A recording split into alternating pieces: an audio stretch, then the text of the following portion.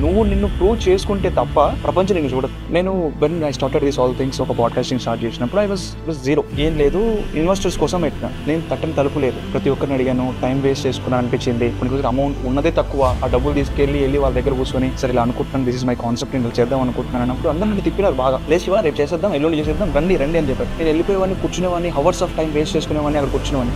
One fine day ఆయన దగ్గర నుంచి కాల్ వచ్చి చేయలేనన్నా, ఇది ఇట్లాంటి దాంట్లో చేయలేదు, సర్టినిటీ ఉండదు, ఏముండదు అని అన్నారు. నేను అది తీసుకున్నా. నా ఆఫీస్లో నేను పోయి కూర్చొని లోపల కూర్చొని నేను ఏడుస్తున్నాను. అక్కడ నా టీం నాకు ఎంతో సపోర్ట్ ఉంది, నాకు అర్థమైంది. నాకు ఇద్దరైతే టీం అప్పుడు లోపలికి వచ్చి అన్న అంతవరకు ఈవెన్ ఒక పర్ఫెక్ట్ సిస్టమ్ కూడా లేదు, నాకు సూపర్ సిస్టమ్ కూడా లేదు. నాకు వచ్చి అన్న నువ్వేం బాధపడకు, ఉన్నదంతా నేను చేస్తాము, నువ్వు టెన్షన్ పడకు, నీకు ఎప్పుడు స్కోప్ దొరికితే అప్పుడు చేద్దామని. ఆ ఒక్క ధైర్యం నన్ను ఎక్కడ నిలబెట్టిందంటే ఈ రోజు కన్సిస్టెన్సీగా తీసుకుంటూ వచ్చిన నేను I'm getting so many calls, మనం ఇన్వెస్ట్ చేద్దాం దీంట్లో, మీరు వస్తారా, మనం మాట్లాడదాం అని చెప్పి.